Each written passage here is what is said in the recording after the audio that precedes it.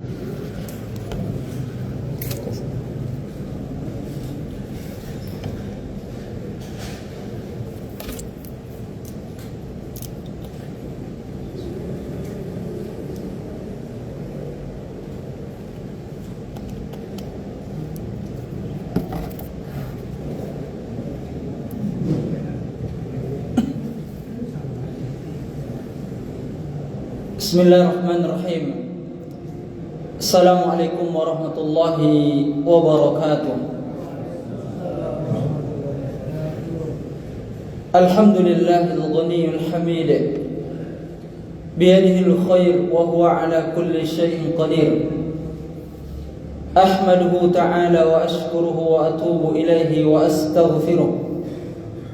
Wa ashhadu an la ilaha illallah wahdahu la syarika lah. وأشهد أن محمدا عبده ورسوله.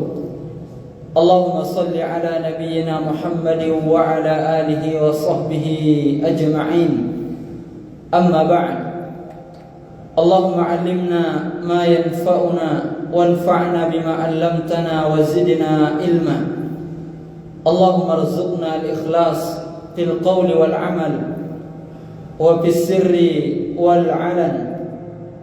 Ma'asyiral muslimin wal muslimat rahimani Allah wa iyyakum jami'an.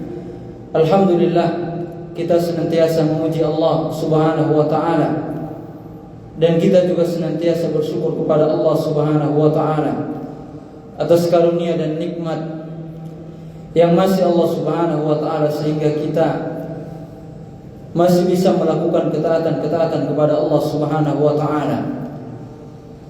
Kemudian salawat dan salam semoga senantiasa tercurahkan kepada Nabi yang mulia, Nabi Muhammad sallallahu alaihi wasallam, kepada keluarga beliau, sahabat-sahabat beliau tanpa terkecuali. Ma'asyiral muslimin wal muslimat rahimani Allah wa iyyakum jami'an. Pada malam hari yang baik ini insyaallah kita akan sama-sama mempelajari tentang sebuah pembahasan yang sangat penting untuk kita bersama memahaminya, yaitu tentang menjauhi 3 macam kezaliman. Kenapa pembahasan ini penting untuk kita ketahui? Karena orang-orang yang melakukan kezaliman, Allah Subhanahu wa taala melaknat mereka. Allah Subhanahu wa taala katakan, ala la'natullahi 'alal zalimin. Ingatlah bahwasanya laknat Allah Subhanahu wa taala menimpa orang-orang yang berbuat zalim. Demikian juga dalam ayat yang lainnya Allah Subhanahu wa taala katakan, innahu la yuflihul zalimun. Sesungguhnya tidak akan pernah beruntung orang-orang yang melakukan kezaliman. Demikian juga Nabi yang mulia sallallahu alaihi wasallam katakan, ittaqul zulma fa innal zulma zulumatun yaumal qiyamah. Jauhilah oleh kalian kezaliman, karena kezaliman itu adalah kegelapan pada hari kiamat. Maka dalil-dalil dari Al-Quran dan hadis yang barusan kita baca, ini semua menunjukkan kepada kita tentang bahayanya perbuatan zalim ini. Dan dijelaskan oleh Nabi yang mulia sallallahu alaihi wasallam bahwasanya kezaliman terbagi menjadi 3. Yang pertama adalah kezaliman yang tidak mungkin Allah Subhanahu wa taala ampuni ketika pelakunya membawanya sampai mati. Kemudian yang kedua adalah kezaliman seorang hamba terhadap dirinya berkaitan dengan hubungan dia dengan Allah Subhanahu wa taala. Ini adalah kezaliman yang Allah ampuni. Kemudian yang ketiga adalah kezaliman seorang hamba terhadap hamba yang lainnya. Dan kezaliman yang seperti ini tidak akan Allah Subhanahu wa taala biarkan sampai kezaliman tersebut diselesaikan di dunia. Jadi secara umum kezaliman terbagi menjadi 3. sebagaimana yang barusan kita sebutkan. Dan pembagian kezaliman ini berdasarkan hadis Nabi yang mulia sallallahu alaihi wasallam yang datang dari Anas bin Malik radhiyallahu anhu. Dia mengatakan Rasulullah sallallahu alaihi wasallam bersabda, "Az-zulmu thalathatun." Kezaliman itu ada 3 kata Nabi.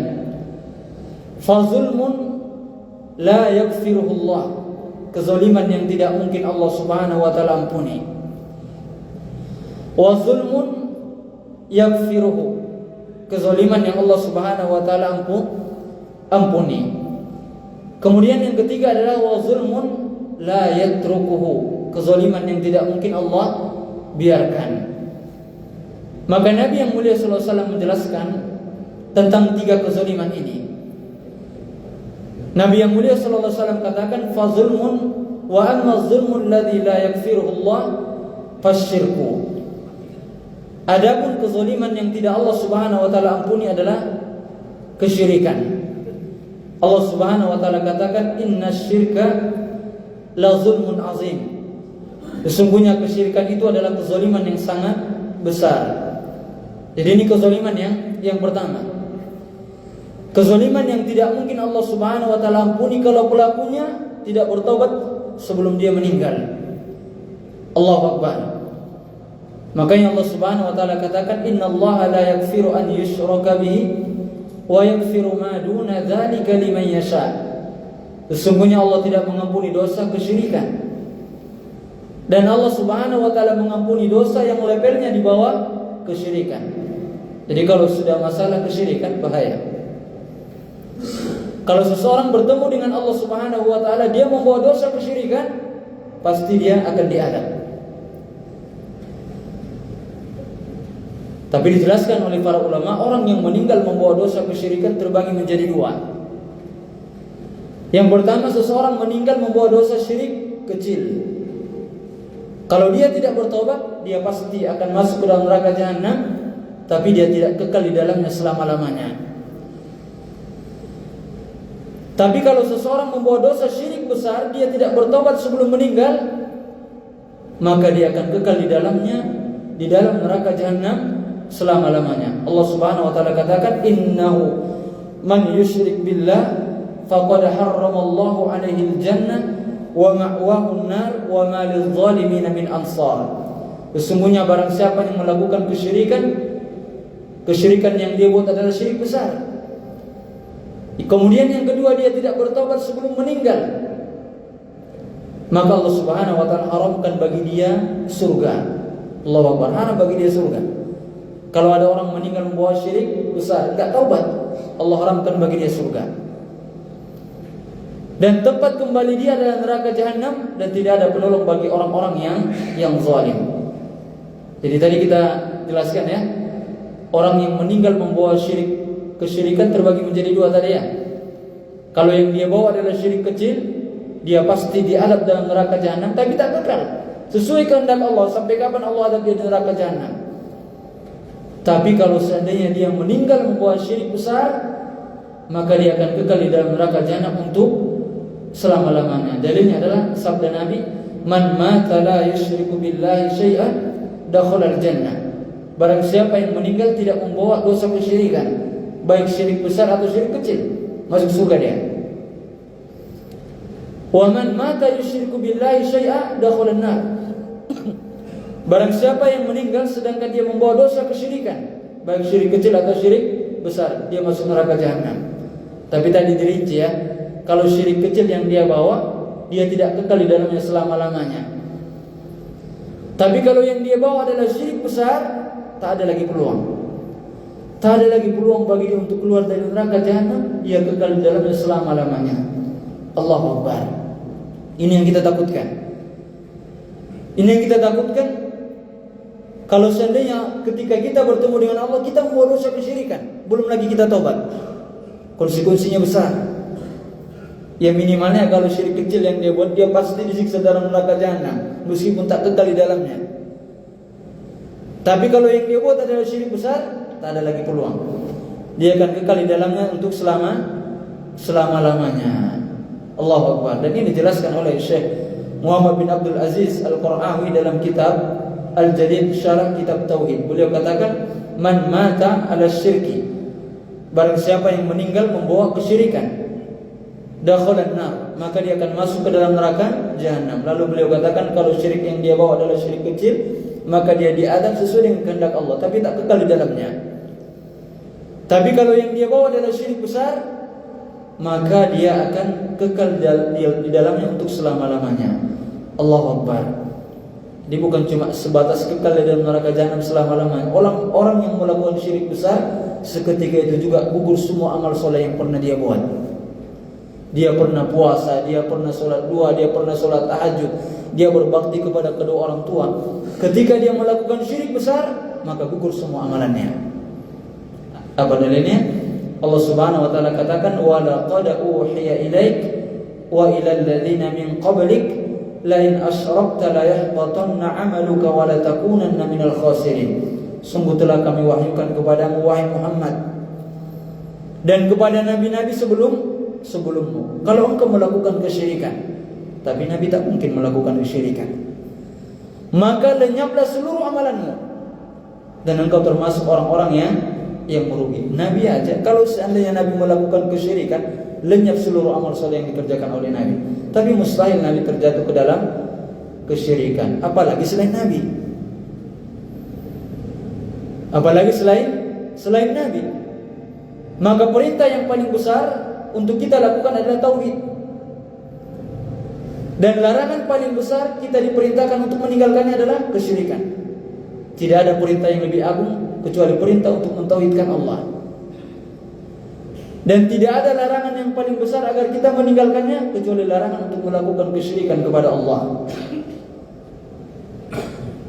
Makanya kita lihat ketika Luqman di dalam Al-Quran, Luqman ini di antara wali Allah. Allah abadikan namanya dalam Al-Quran, ada nama surah Luqman. Dalam surah Luqman, di situ dijelaskan bahwasanya Luqman ini memberikan nasihat kepada anaknya. Wa idh qala Luqmanu libnihi wa huwa ya'idhuhu ya bunayya la tusyrik billah inna syirka la zulmun azim. Ini pelajaran bagi kita nih. Allah abadikan dalam Al-Quran. Ingatlah ketika Luqman berkata kepada anaknya, sedangkan dia memberikan pelajaran kepada anaknya. Apa yang pertama? Pelajaran disampaikan oleh Luqman kepada anaknya banyak sekali. Mendirikan sholat, amar ma'ruf nahi munkar, jangan sombong. Tapi yang pertama kali Allah abadikan di dalam Al-Quran, ya bunayya la tusyrik billah, wahai anakku, jangan melakukan kesyirikan. Orang tua di zaman sekarang ini udah langka yang memberikan nasihat seperti ini kepada anaknya. Banyak orang tua yang lalai dari memperhatikan masalah tauhid anaknya. Padahal nasihat Luqman Allah berikan dalam Al-Quran yang pertama kali disampaikan oleh Luqman kepada anaknya, wahai anakku, jangan kamu melakukan kesyirikan. Kenapa? Kalau sudah melakukan kesyirikan, itu tadi ancamannya. Kayaknya kadang-kadang kita sedih juga di zaman sekarang ini ya. Kadang-kadang sebagian orang tua itu takut dia anaknya nggak dapat pekerjaan yang mantap, ya kan? Ketinggalan ilmu dunianya. Tapi anaknya tak diajari masalah tauhid dan kesyirikan. Sebagian orang tua di zaman sekarang ini habis-habisan kalau untuk masalah dunia, kursus sana, kursus ini dan lain sebagainya, habis-habisan mengeluarkan uang. Tapi banyak di antara orang tua tidak perhatian terhadap akidah anaknya. Ya gimana mau perhatian terhadap akidah anak, dia pun tak paham akidah. Padahal orang-orang terdahulu, wasiat yang paling agung mereka sampaikan kepada anak mereka, wahai anakku, jangan melakukan kesyirikan. Nabi Ibrahim aja lah ya. Karena Nabi itu, Nabi yang paling utama adalah Nabi Muhammad SAW. Kemudian setelahnya Nabi Ibrahim. Karena Nabi itu yang dapat gelar Khalilullah cuma dua nabinya aja, Nabi Muhammad SAW dan Nabi Ibrahim AS. Jadi Nabi yang paling utama Nabi Muhammad SAW. Kemudian di bawahnya adalah Nabi Ibrahim AS. Khalilullah. Mereka mendapati julukan kekasih Allah. Bahkan Nabi Ibrahim AS mendapati julukan apa? Imamul Hunafa, imamnya orang-orang yang bertauhid. Apa di antara doa di dalam Al-Quran? Wa idh qala Ibrahimu Rabbi ja'al hadzal balada amina wajnubni wa baniya an na'budal asnam. Ingatlah ketika Ibrahim mengatakan, ya Rabbku, jadikanlah negeri ini negeri yang aman, yaitu Makkah. Maka sampai hari kiamat Makkah itu negeri yang aman.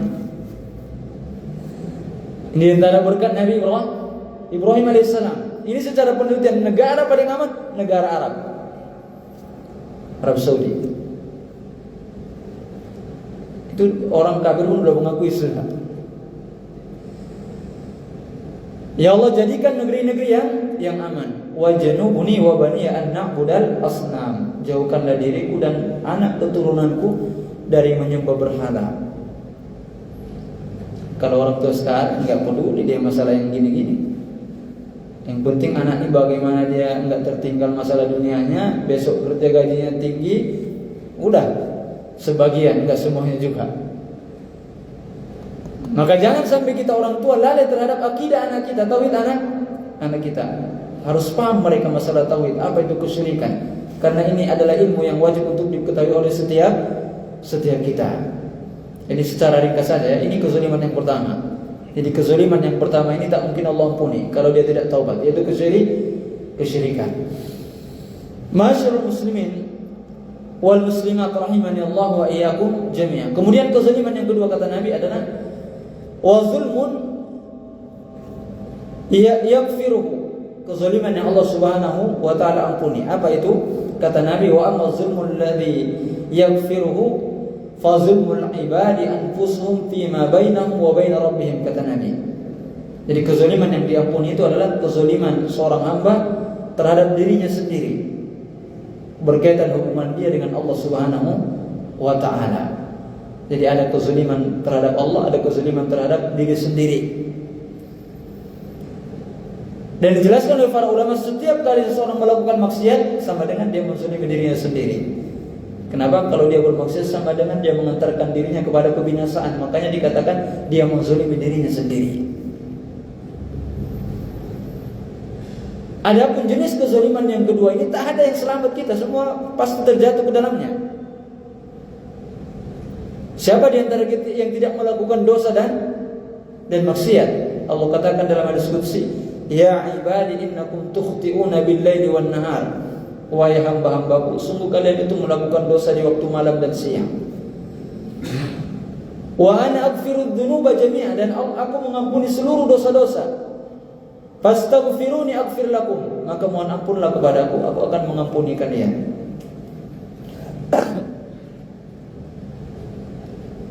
Dalam hadis yang lainnya dikatakan, walladzi nafsi biyadihi, demi Allah yang jiwaku berada di tangannya, laulam tudnimu, kalau seandainya kalian tidak melakukan dosa, la dhahaballahu bikum wa la ja'a biqaumin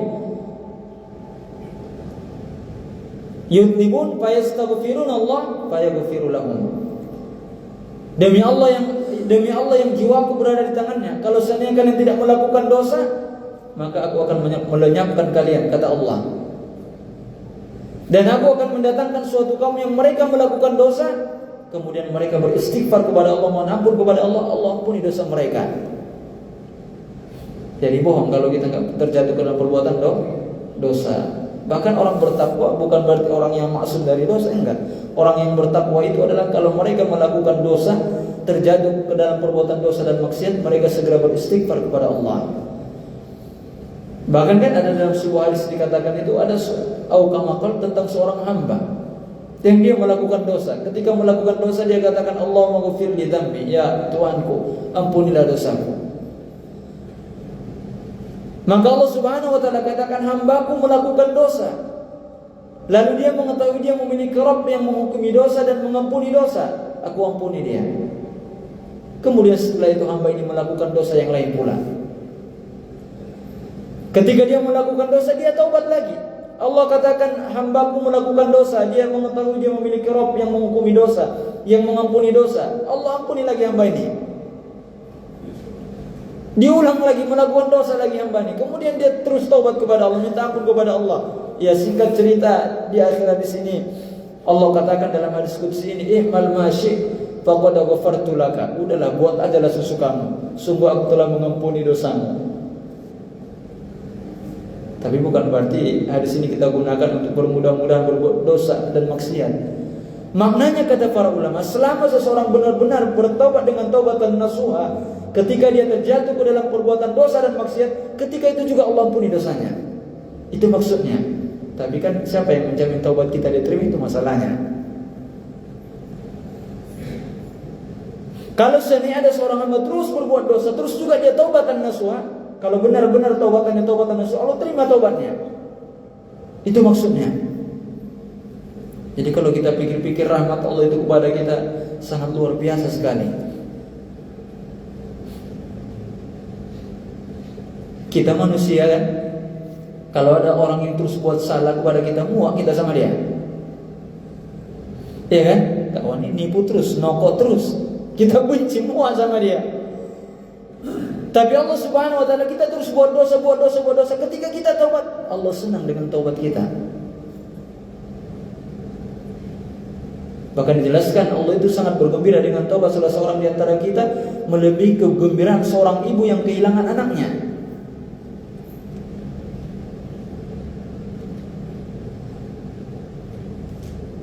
Allahu Akbar. Kalau kita kalau ada orang buat salah kepada kita, udahlah. Kadang-kadang cuma sekali aja dibuat kesalahan, seumur hidup ingat. Allah enggak. Hamba ini berbuat dosa, taubat, Allah terus terima taubat hambanya.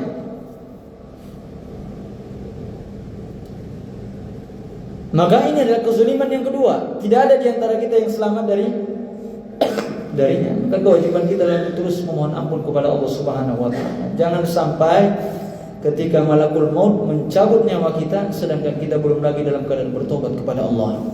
Jangan sampai.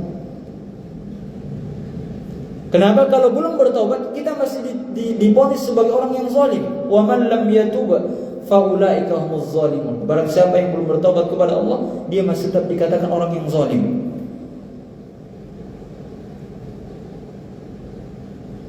Dan Allah itu menerima 24 jam, Allah menerima pintu taubat, membuka pintu taubat untuk kita. Tapi kalau sudah matahari terbit dari arah barat, baru diterima lagi taubat. Kalau sudah ruh berada di kerongkongan, tak diterima lagi taubat. Kenapa demikian? Karena pada waktu itu perkara-perkara yang tersembunyi sudah tampak, tak diterima lagi taubat. Seseorang ketika dia sudah berada dalam sakaratul maut, sudah bisa dia lihat malaikat yang mencabut ruhnya, nggak diterima lagi taubat. Inna Allah yaqbalu taubatal abdi ma lam yuqarqir, kata Nabi. Allah senantiasa menerima taubat seorang hamba selama ruh belum sampai ke kerongkongan. Apa hikmahnya? Karena kalau ruh sudah sampai ke kerongkongan, perkara-perkara yang gaib sudah bisa dilihat. Pas malaikat datang mau mencabut ruh seseorang, dia lihat malaikat tuh. Pastilah dia taubat, tapi nggak diterima lagi. Tak diterima lagi. Pas matahari terbit dari arah barat, semua orang taubat, semua orang jadi orang soleh, insaf semuanya, nggak diterima lagi. Tidak diterima lagi. Jadi sebelum waktu itu datang, masih terus taubat. Sebanyak apapun dosa seorang, terus taubat. Seketika itu juga Allah mengampuni dosanya kalau dia taubat dengan taubatan nasuha. Dan dijelaskan dalam hadis yang lainnya, at-taibu minadz-dzambi kama la dzamba lahu. Ini uniknya kalau taubat nih. Orang yang bertobat dari dosa-dosa seperti tidak pernah melakukan dosa. Allah ampuni dosanya. Allah ampuni dosanya. Cuma kesimpulannya, perbedaan kita semua ini mau bertobat atau enggak? Mau bertobat atau tidak? Allah Subhanahu wa taala menunggu-nunggu taubat dari hambanya. Allah senang dengan taubat seorang hamba. Bahkan dalam hadis dikatakan, sungguh Allah itu lebih senang menerima taubat seorang hamba dibandingkan dengan senangnya seseorang yang kehilangan hewan tunggangannya di padang pasir. Bekalnya ada di situ. Biasanya kalau safar di padang pasir itu, kalau hewan tunggangan kita lari, bekal ada di situ, udahlah, kemungkinan besar tewas. Karena medannya padang pasir itu luar biasa, lebih ekstrim daripada perjalanan di hutan. Dan Nabi katakan Allah itu lebih bergembira dengan taubat salah seorang di antara kalian melebihi kegembiraan seseorang yang dia lagi berada di padang pasir, hewan tunggangannya hilang, kemudian makanannya di situ, dia sudah berputus asa sudah. Kemudian setelah dia berteduh di bawah pohon, kemudian tiba-tiba onta dan perbekalannya datang, bergembiranya dia. Sehingga di dalam hadis dikatakan, sesungguhnya aku adalah Tuhanmu dan engkau adalah hambaku. Akhta'a min syiddatil farah. Dia salah karena saking gembiranya dia. Allah lebih bergembira dengan taubat salah seorang di antara kita. Allahu Akbar. Makanya banyak-banyak kita taubat nih. Jadi taubat tuh enggak nunggu-nunggu 1 hari, 2 hari, 1 pekan nunggu pensiun. Enggak. Pas berbuat dosa langsung taubat kepada Allah.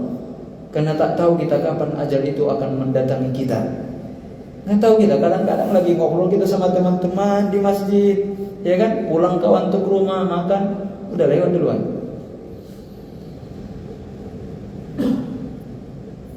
Kadang-kadang bangun pas tidur dalam keadaan sehat, tidur kemudian bangun udah lewat, meninggal. Maka ketika berbuat dosa langsung seketika juga taubat kepada Allah Subhanahu wa ta'ala. Jangan dilama-lamakan. Jangan dilama-lamakan. Allahu Akbar. Kadang-kadang kita baru ngobrol misalnya sebentar, dia balik ke rumah udah duluan, mendahului kita. Masih bercanda-bercanda, ketawa-ketawa kita bersama dengan sebagian teman-teman kita. Rupanya itu adalah pertemuan terakhir.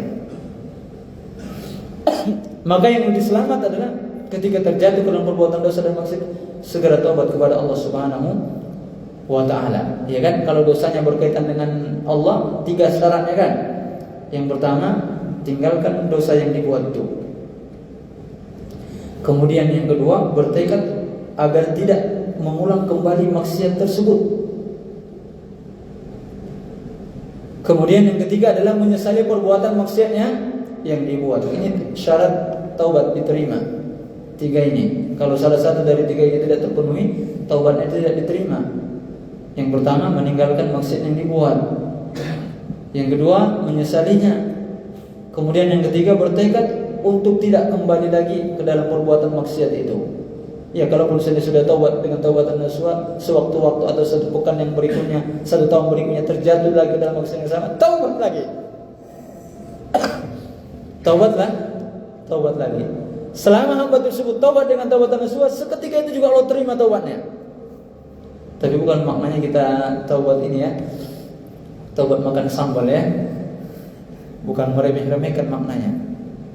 Intinya selama seorang terjatuh dalam perbuatan dosa dan maksiat, dan dia taubat dengan taubatan nasuha, pasti Allah terima taubatnya. Tapi jangan pula kita katakan, banyak tadi hadis-hadis yang menjelaskan Allah mau menerima taubat, ayat-ayat Al-Quran, udahlah kita berbuat aja dosa. Jangan, ini yang salah ini. Memang benar Allah mengampuni, innallaha yaghfiru dzunuba jami'a. Allah mengampuni semua dosa. Pertanyaannya, enggak ada yang jamin taubat kita diterima atau enggak. Itu masalahnya. Allah itu menerima taubat kita, benar. Sebesar apapun dosa, bahkan dalam hadis yang lain dikatakan, ya bani Adam law balagat dzunubu ka'anana as-sama, thumma astaghfartani ghafartu laka ala ma kana minka wa la ubali. Wahai anak Adam, kalau seandainya dosamu sudah sampai ke awan, sudah sampai ke langit dosamu, dosa yang banyak, tadi katakan sebesar masjid ini.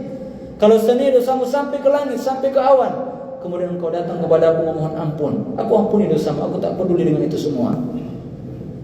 Sahih ada sini. Tapi masalahnya, siapa yang jamin taubat kita itu diterima oleh Allah? Itu masalahnya. Kita berharap taubat kita diterima oleh Allah Subhanahu wa ta'ala. Jadi kewajiban kita semua, sebagaimana dikatakan oleh Al-Imam An-Nawawi rahimahullah dalam kitab beliau Riyadhus Shalihin, bertaubat dari segala macam dosa adalah hukumnya wajib, enggak sunnah. Bertaubat dari segala macam dosa hukumnya wajib, enggak sunnah. Memang ada di antara amalan-amalan yang bisa menggugurkan kesalahan-kesalahan kita ya. Di antaranya apa? Musibah-musibah yang menimpa kita. Itu di antara perkara yang bisa menggugurkan dosa-dosa kita. Dia diuji sakit, diuji kehilangan anaknya. Intinya dia diuji. Ini diantara perkara yang bisa menggugurkan dosa. Kemudian diantaranya adalah istighfar dan taubat. Ya, taubat ini yang menggugurkan semua dosa. Kalau taubat ya. Kemudian juga ada amal soleh. Kebaikan yang kita buat menggugurkan keburukan kita. Tapi yang dihapuskan adalah dosa-dosa kecil kita. Innal hasanat yudhibnas sayyi'at. Sesungguhnya kebaikan-kebaikan itu akan menggugurkan keburukan-keburukan. Allahu Akbar.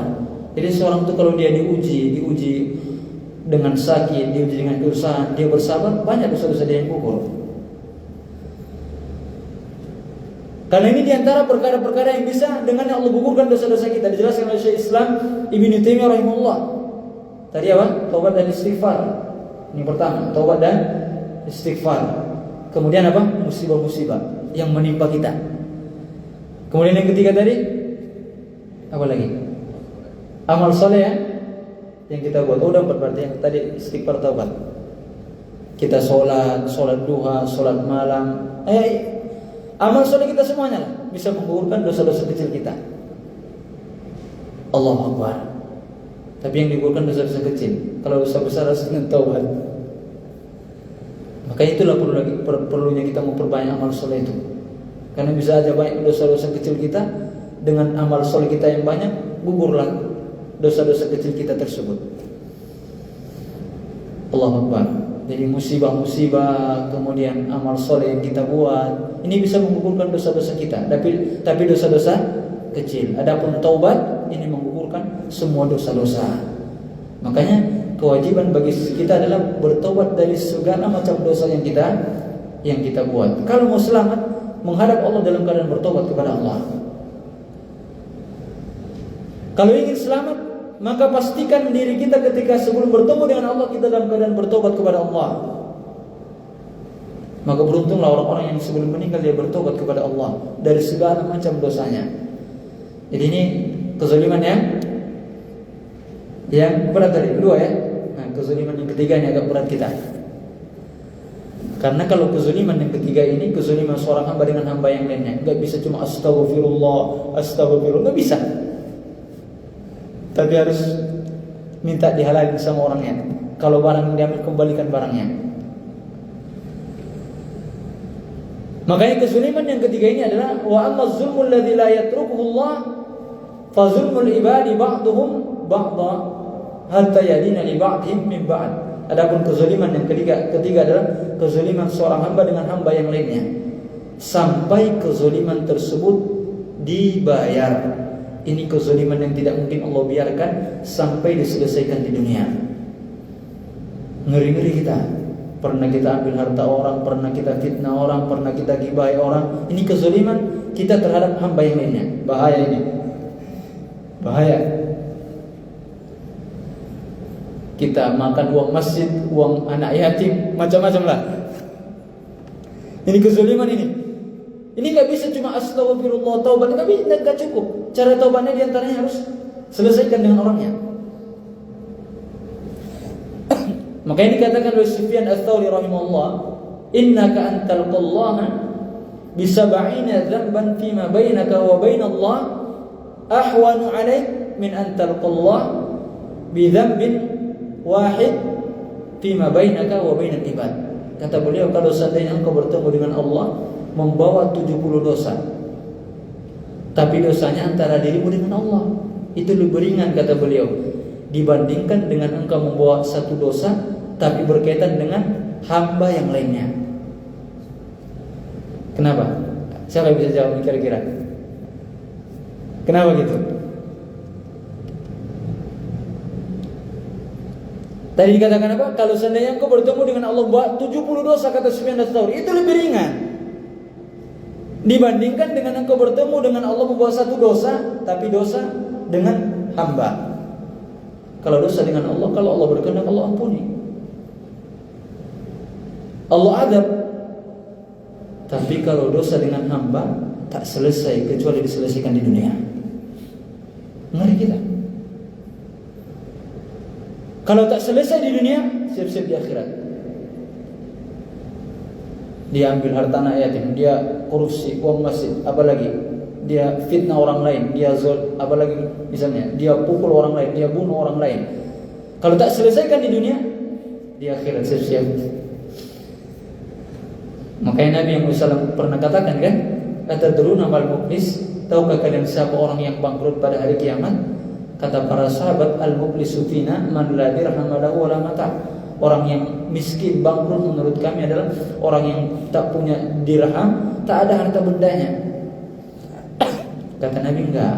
Orang yang bangkrut pada hari kiamat adalah orang yang datang pada hari kiamat membawa pahala puasa, pahala solat, pahala zakat. Wa ya'ti qad syatama hada, tapi dia juga membawa dosa mencela orang ini. Kemudian menuduh orang ini, memakan harta si fulan, memukul harta si fulan. Kemudian apa lagi? Memfitnah si fulan. Fayu'tu hada min hasanatihi wa hada min hasanatihi. Maka diambillah kebaikannya, ditransfer kepada orang yang dia zalimi. Ini yang kita takut. Jalan terus juga kawan tu solat, jalan terus juga berangkat umrohnya, ibadahnya jalan terus, tapi zalim juga terus terhadap hamba yang lainnya.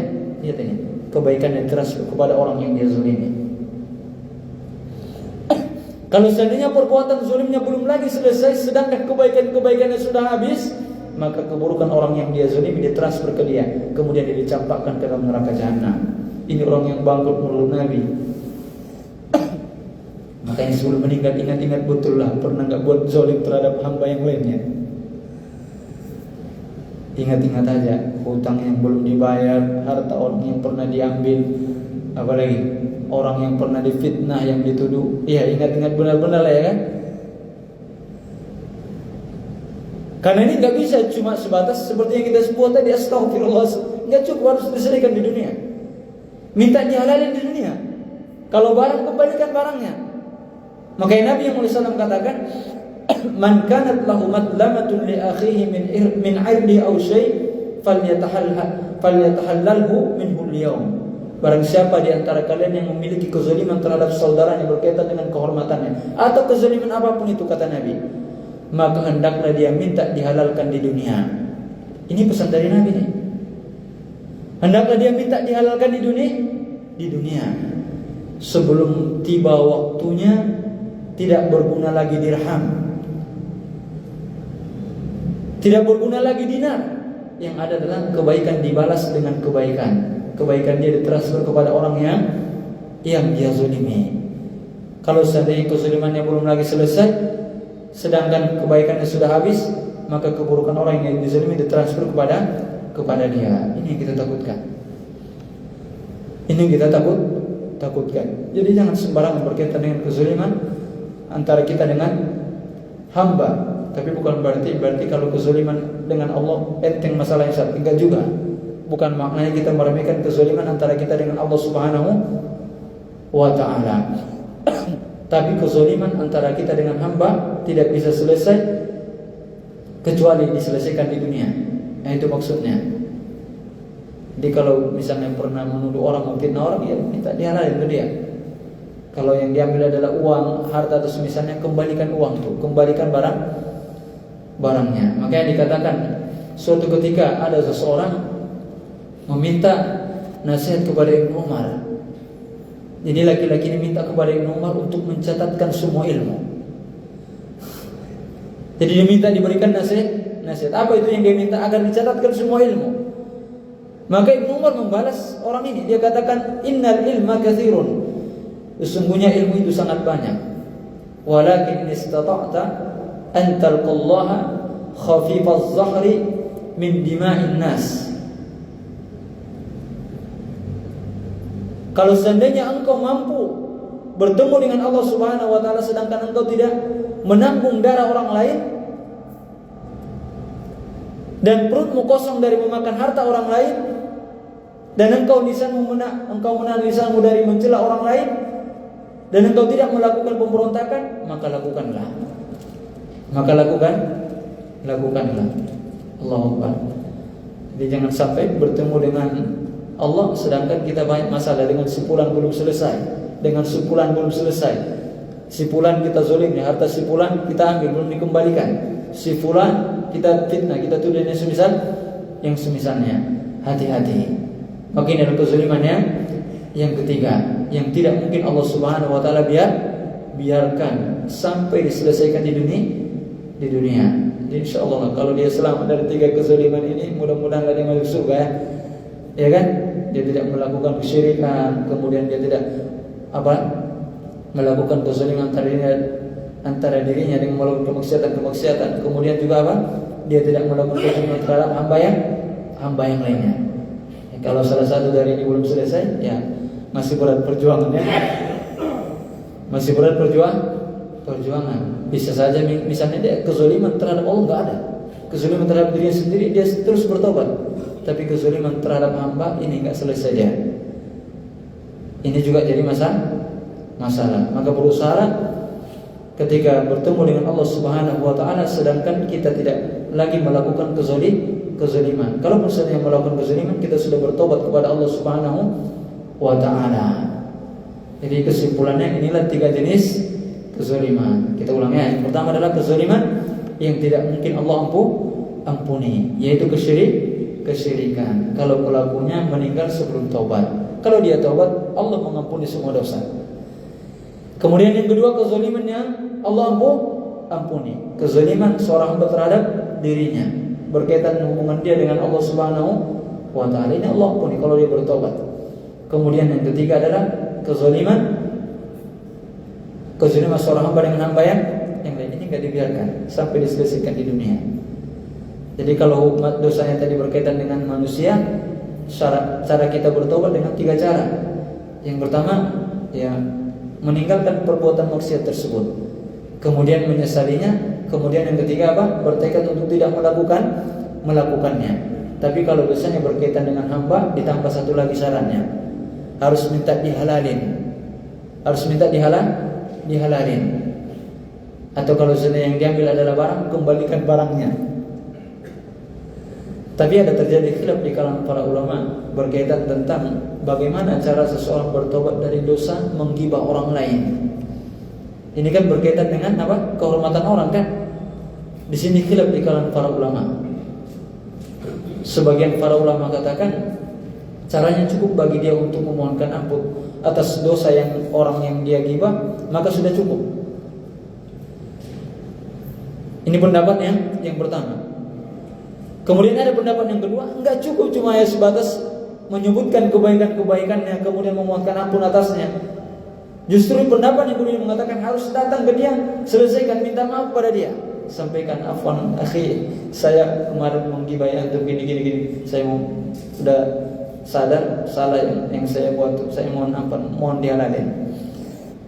Ini pendapat yang kedua. Ngeri ini ya kan, berantem kita itu. Pendapat yang ketiga ini pendapat yang lebih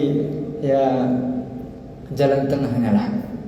Pendapat yang ketiga ini mengatakan kalau seandainya kita lihat orangnya pemaaf, lemah lembut, mudah memaafkan, enggak apa-apa, minta dihalalin ke dia. Tapi kalau seandainya kita lihat orang ini orangnya keras, kejam, sulit memaafkan, pemarah atau semisalnya, maka cukup seperti tadi. Kita sebutkan kebaikan-kebaikannya di tempat kita biasa menggibahi dia, kemudian kita mohonkan ampun atas dia. Kenapa? Karena agama Islam menjaga kerusakan lebih parah. Karena bisa saja kalau orang seperti ini awalnya baik-baik aja hubungannya kan, pas kita minta dihalalin baru memang antum selama hidup menggibahi ya. Jadinya nggak cakapan lagi orang tuh, berantem jadinya kan. Baik, jadi lihat-lihat aja kan, kalau kira-kira orangnya pemaaf, lemah lembut, ini kayaknya nggak jadi masalah, ya ketemui dia, langsung minta dihalalin. Kalau seandainya kita lihat ini kemungkinan besar kalau nanti disampaikan minta dihalalin, bahaya, masalah bertambah. Ya udahlah, cukup sebutkan kebaikan-kebaikan dia di tempat yang biasa kita menggibahi dia, dan kita mohonkan ampun atasnya. Ya pandai-pandai kita lah, kita yang paling bisa menilainya kan. Tuh ya, intinya semua jenis kezaliman ini sangat bahaya. Tapi 1, 2 kalau tobat selesai. Ketiga harus diselesaikan di dunia. Kezaliman antara kita dengan hamba yang lainnya. Tapi semua bermanfaat. Ini yang bisa ana sampaikan pada kesempatan kali ini. Kita tutup dengan mengucapkan doa kafaratul majlis. Subhanaka Allahumma bihamdika asyhadu an la ilaha illa anta astaghfiruka wa atubu ilaik. Assalamualaikum warahmatullahi wabarakatuh.